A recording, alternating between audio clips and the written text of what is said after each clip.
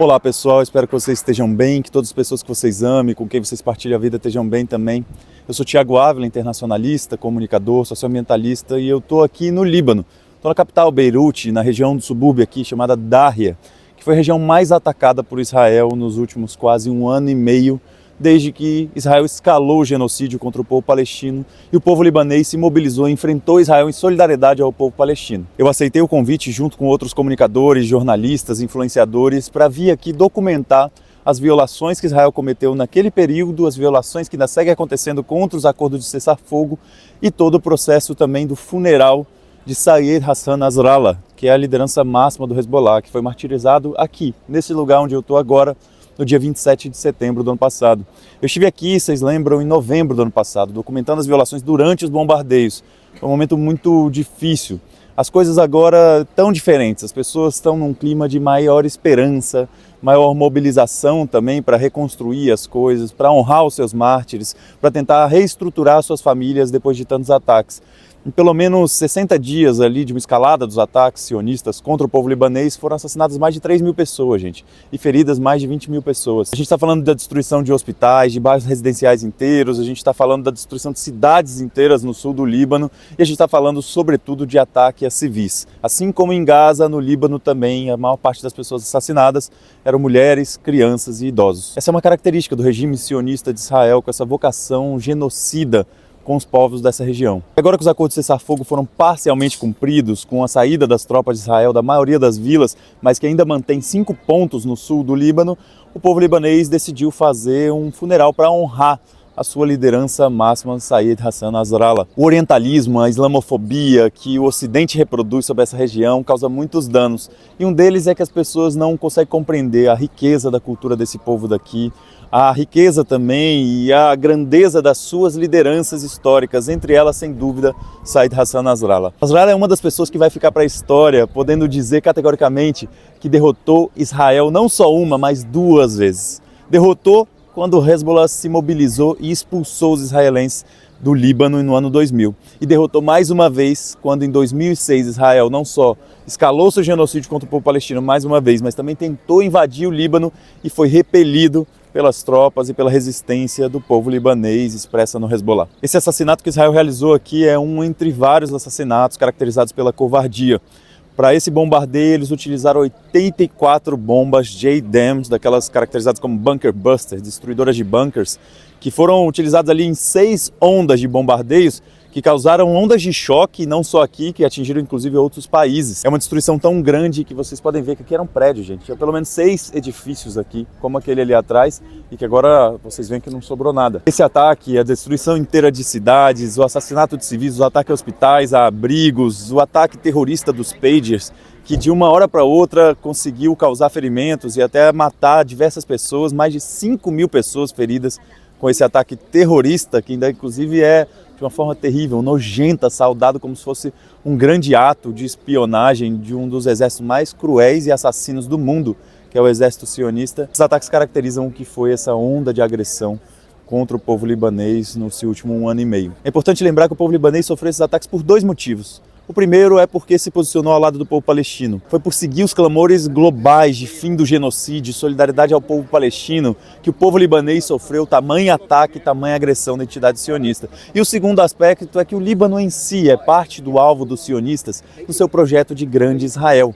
Eles não querem só tomar toda a Palestina histórica, eles querem tomar do rio Nilo até o rio Eufrates. E isso vai Egito, Palestina, Jordânia, Síria, Líbano, pedaços da Turquia, pedaços do Iraque, pedaços até do Irã. Então, gente, eu recebi esse convite junto com outros comunicadores e eu aceitei o convite. Estou com muita alegria aqui no Líbano para trazer para vocês um pouquinho da verdade sobre o que aconteceu aqui, o que ainda acontece aqui.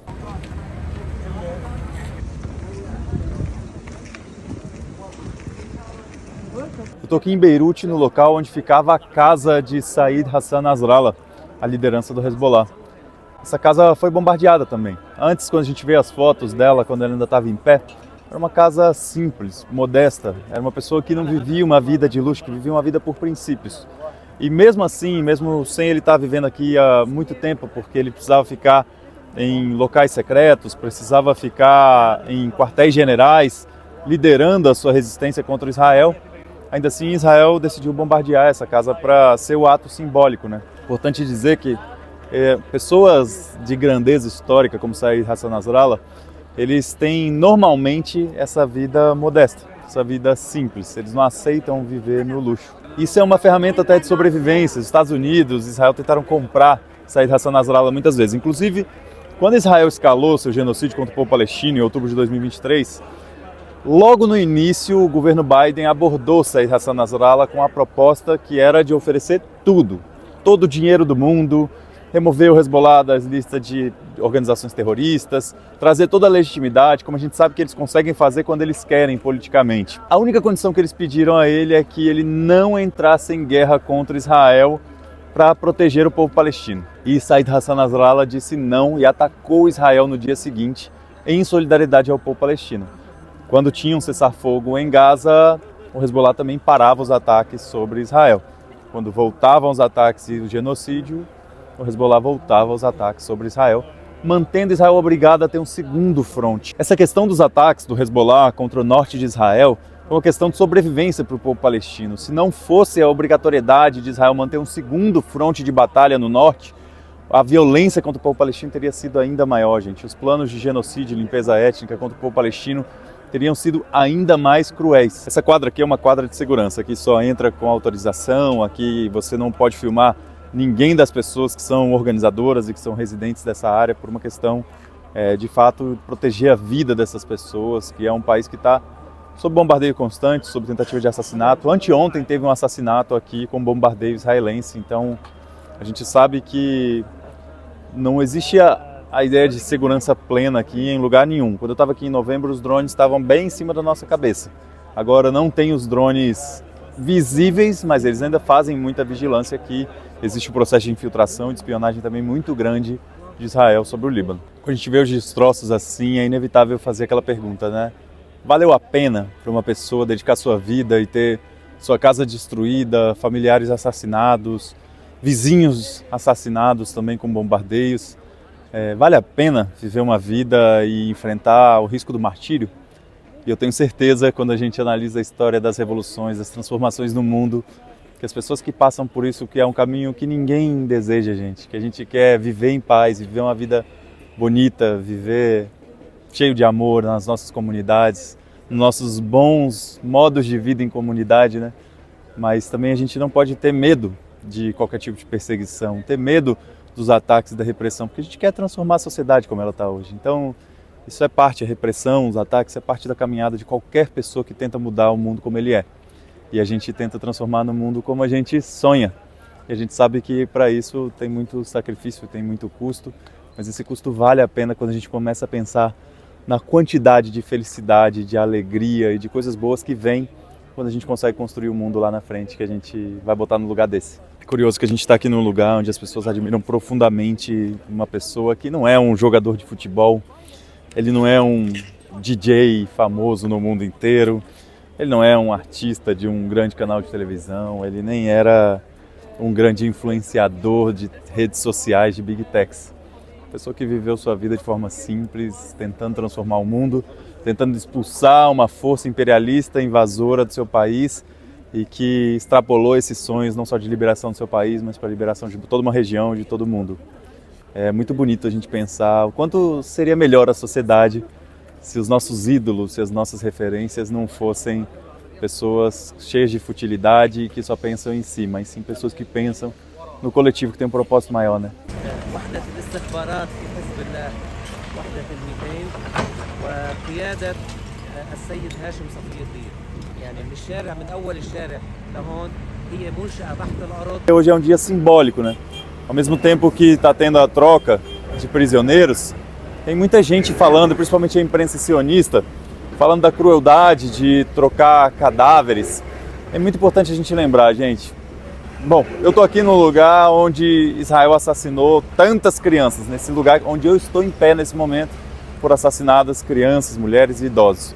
Mas a gente poderia falar das mais de 25 mil mulheres e crianças que foram assassinadas em Gaza. Além disso, gente, quando eu estive na Palestina em 2019, eu estava com organizações de direitos humanos que estavam justamente falando dos esforços que eles estavam tentando fazer para recuperar os corpos de mártires palestinos que pessoas que eram assassinadas em manifestações, pessoas que eram sequestradas, pessoas que eram colocadas em detenções administrativas sem julgamento por anos, pessoas que morriam nas cadeias e eles não entregavam sequer os seus cadáveres, porque não queriam que depois as pessoas tivessem acesso, que fizessem uma cerimônia fúnebre, que tivessem acesso a isso depois para poder prestar os respeitos a essas pessoas. Então, no fim das contas, existe uma luta histórica para que Israel entregue os restos mortais das pessoas que ele assassinou nesse processo de ocupação. E Israel é terrível nesse sentido, né? Então essa luta muitas vezes fracassava. Tem muitos cadáveres palestinos que nunca foram entregues por Israel. E muitos são entregues faltando órgãos, faltando pele, faltando todo tipo de coisa, porque eles roubam, gente. Eles roubam os restos do povo palestino. É uma crueldade, é uma violação, uma violência terrível que precisa ser mencionada. E aí o que esses haters não sabem, o que os sionistas sabem muito bem, os propagandistas da guerra, mentirosos, que querem promover o racismo e o supremacismo, que querem defender o genocídio contra o povo palestino, contra o povo libanês, o que os sionistas sabem muito bem, mas que haters muitas vezes não sabem, é que a maior parte das pessoas civis que foram assassinadas, tanto no 7 de outubro quanto depois as que estavam como reféns prisioneiras em Gaza, foram assassinadas por Israel. Tem vídeos tanto no 7 de outubro, como tem relatos de prisioneiros que foram libertados, reféns que foram libertados, chama como você quiser, que contam como foi o esforço dos movimentos de resistência palestinos para manter essas pessoas vivas apesar dos ataques de Israel. Para Netanyahu, era muito importante que todos esses reféns estivessem mortos, porque ele não tinha que lidar com essa pressão interna dentro do seu país. Então ele fez de tudo, inclusive executou 3 reféns que estavam com bandeira branca, que estavam chegando no exército israelense e foram executados com bandeira branca na mão. Então a gente não está falando, gente, de pessoas que foram assassinadas depois que foram capturadas. Pessoas foram assassinadas pelo regime sionista. É só ver os depoimentos dos prisioneiros que foram libertados. É só ver os vídeos de militantes da resistência palestina tentando impedir que o exército israelense executasse aquela diretiva Hannibal, que faz com que o soldado israelense tenha que matar outro soldado ou matar um civil israelense para eles não serem levados como prisioneiros. Porque sabe que se for levado como prisioneiro, vai tentar iniciar um processo de troca, porque Israel mantém mais de 10 mil palestinos nas suas masmorras, presos, muitos deles crianças, muitos deles sem julgamento, sem sequer saber qual é a sua acusação em detenção administrativa. E eu estou falando isso não é porque eu ouvi de ninguém, eu vi isso quando eu estava na Palestina. Então é muito importante a gente desmentir esse povo, esses haters que estão espalhando mentira nesse momento. Que bom que estão sendo entregues os restos mortais, porque o povo palestino muitas vezes não tem direito sequer a isso. E que pena que o regime sionista está assassinando o seu próprio povo, desde o dia 7 de outubro na diretiva Hannibal, para não deixar ninguém ser levado como prisioneiro, e depois destruindo tudo em Gaza e assassinando pessoas e destruindo bairros civis, sem se preocupar nem um pouco com seus próprios prisioneiros. Eu espero que vocês consigam levar essa mensagem adiante, gente, para não deixar os sionistas levarem tantas mentiras. Fiz questão de vir aqui para falar do local onde as coisas estão acontecendo, gente. As violações são em toda parte. Esse Estado odioso, racista, supremacista que é o sionismo, apoiado pelo imperialismo, comete violações aqui na Palestina e em todos os lugares do mundo. É muito importante a gente desmentir eles.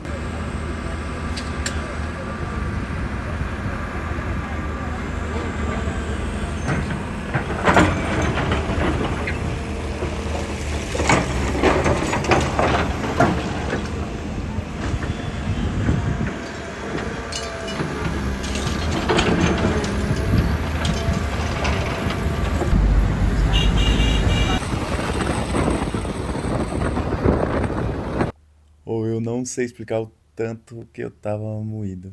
Eu de um batidão aqui de tantos dias. Eu passei os últimos dias em Istambul, estive em Malta também, estive antes em Istambul também. E mesmo no Brasil e nas viagens anteriores, no último mês eu acredito que eu estive em 6 países também. Todos eles em algo das nossas missões de solidariedade, em algumas das nossas missões de denúncia, as missões da Flotilha da Liberdade. E o cansaço vai acumulando, sabe? Então, a gente chegou da atividade hoje. A gente chegou da atividade hoje E aí a ideia era dar uma descansadinha e ó, acordei aqui, já tá de noite. E eu ainda tô cansado. A verdade é que eu tenho muito cansaço acumulado. Esse período foi muito intenso, gente. Então, a ideia é descansar por hoje. Acho que foi muito importante conhecer pessoas incríveis, assim. Eu já conheci pessoas de praticamente todos os continentes. Tem uma estrutura imensa aqui, gente. Tem mais de 1.500 jornalistas, tem mais de entre 80 a 100 influenciadores. Vai ter, existe a possibilidade de ter milhões de pessoas nessa atividade no Funeral de Said Hassan Nasrallah. Amanhã a gente está indo para o sul do Líbano, para cidades fronteiriças, os locais onde as violações de cessar-fogo estão mais vigentes. E, assim, é muito relevante estar acompanhando um momento que é histórico, gente. A pessoa pode ter qualquer opinião sobre os movimentos de resistência, pode ter qualquer opinião sobre a política libanesa também. Na verdade, eu vejo muita diversidade aqui sobre a questão política e tem gente que apoia, tem gente que não apoia o Hezbollah, por exemplo, e isso é normal. Agora, mesmo entre as pessoas que não apoiam o Hezbollah, que tem várias pessoas, eu conheço várias daqui, é interessante como as pessoas também entendem o Hezbollah como uma ferramenta que foi essencial na história do Líbano para lutar contra a invasão sionista, porque o Hezbollah surgiu no processo da invasão de Israel ao Líbano. Quando Israel invade o Líbano em 1982 e começa o processo dos massacres, das violações, da tomada de território, de tentar institucionalizar processos semelhantes ao que a gente vê na ocupação da Palestina histórica, o povo libanês se revolta e encontra nessa ferramenta, nesse instrumento, o caminho para alcançar sua liberdade. Então, de 1982 até o ano 2000, o Líbano viveu sob ocupação israelense. E quando finalmente Israel foi expulso no ano 2000, foi celebrando a vitória do Hezbollah que o povo libanês comemorou essa derrota da entidade sionista. Então, mesmo quem não concorda, eu ouvi muito essa opinião, as pessoas falando, olha, o Hezbollah foi e é muito importante para o povo libanês, apesar de não concordar com a política interna, apesar de, eu vi muita gente falando isso, eu acredito que a gente precisa muito do Hezbollah para deter a vontade sionista de tomar nossa terra, de matar nosso povo, mas eu não concordo, eu defendo o Estado laico. E as divergências são várias em relação à questão política, em relação à questão religiosa. E ainda assim, eu vejo que mesmo as pessoas que não concordam com o Hezbollah têm bastante respeito pelas figuras. E Said Hassan Nasrallah é uma pessoa que tinha muito respeito das pessoas. Então, é algo que está no cotidiano, gente. É um partido político de massas, que tem um trabalho social, que é parte da estrutura social aqui do país, sabe? Então, todo lugar que a gente vai, a gente vê militantes do Hezbollah, pessoas filiadas, pessoas da base social do partido. Não é algo como existe a vida social libanesa e existe o Hezbollah enquanto partido ou enquanto movimento de resistência. Na verdade é que é tudo parte da mesma coisa. O povo que está ali na rua, que a gente conversa, que a gente toma um cafezinho em algum lugar ali, aquela pessoa tem a sua opinião política. Aquela pessoa ela faz parte de alguma seita, que o sistema de seita ele permeia todos os aspectos da vida da pessoa aqui no Líbano. Seja o registro civil, seja direitos sociais, uma série de outras coisas. Então, está conectado à seita a qual você faz parte. E aí, isso é uma coisa curiosa, assim, de que as pessoas tratam como se fosse gente muito estranha, grandes militantes, como se fosse um monte de Che Guevara barbudo com um fuzil na mão, mas é o cotidiano, gente. São pessoas comuns do cotidiano. Não tem ninguém aqui que chega e fala, eu sou lutador, eu luto em armas e tal. Até porque quem faz isso não fala, sinceramente, né? Normalmente quem fala não faz, né? Na verdade, tá mentindo normalmente. Então, é o povo. No fim, é o povo. O Hezbollah, eu já falei isso uma vez numa entrevista para um veículo de comunicação. Falei, Hezbollah significa Partido de Deus, o nome, né? Hezbollah. Mas no fim das contas é o partido do povo. Não de todo o povo, obviamente, mas é um partido com base social de massas e é algo relevante mesmo. Então, bom, essa viagem aqui, ela vai ter vários dias. Nisso eu vou estar tentando partilhar com vocês, gente, um pouco dessas vivências aqui com todas essas pessoas. É, enfim, estou conhecendo muita gente massa aqui, conheci pessoas de cada país, assim, de vivências, histórias de vida incríveis, muitos amigos em comum, assim, pessoas com quem a gente está em várias outras batalhas, e eu vou partilhando com vocês. Só dar uma descansadinha, então amanhã a gente se vê. Obrigado por vocês estarem acompanhando aqui. É, vamos ver como é que vai funcionar esse método da edição também. Espero que dê tudo certo e, enfim, vamos conversando. Obrigado também a todo mundo que faz uma doação no Apoia-se ou que faz uma doação pontual no Pix também. Gente, sem esse trabalho de vocês não é possível. Esse convite aqui, na verdade, eu fui convidado e todas as despesas são pagas pelo grupo que me convidou. Então, eu não tenho despesa, não tive despesa de passagem, não tive despesa de transporte, não tive despesa de alimentação. Mas a verdade é que toda viagem você acaba é, tendo, né? Tendo coisas por fora e tudo, e é muito frustrante a gente ter que fazer isso lidando com orçamento muito reduzido, lidando com todos os limites que a gente tem para fazer o trabalho. E eu, Luara, Luciana, que estamos começando esse trabalho coletivo da Rede Sul Global, a gente sempre fala que todo dia a gente precisa construir canoa com palito de dente. E isso obriga a gente a falar sobre isso, falar de finanças, que sinceramente é uma coisa que eu odeio, gente. Eu preferia falar de tudo menos disso, mas o apoio de vocês faz muita diferença. Pode ter certeza que a gente conta cada centavo nesse nosso projeto coletivo e que cada contribuição a gente dá muito, muito, muito valor e que vai ajudar a gente a realizar esse nosso objetivo, né, gente? Todo projeto de comunicação está tudo a serviço do nosso grande propósito, de acabar com a exploração, acabar com todas as opressões, acabar com a destruição da natureza, botar no lugar dessa sociedade uma sociedade nova. E se não fosse por isso, eu sinceramente nem ligava essa câmera e não falaria nada, assim, não é por objetivo pessoal, a gente de fato tem um propósito maior com isso. E eu espero que as pessoas consigam compreender no tipo de comunicação que a gente tenta fazer que ela é parte de um objetivo maior. Obrigado, gente. Fiquem bem, nós estamos juntos. Um grande abraço. Vamos embora transformar esse mundo.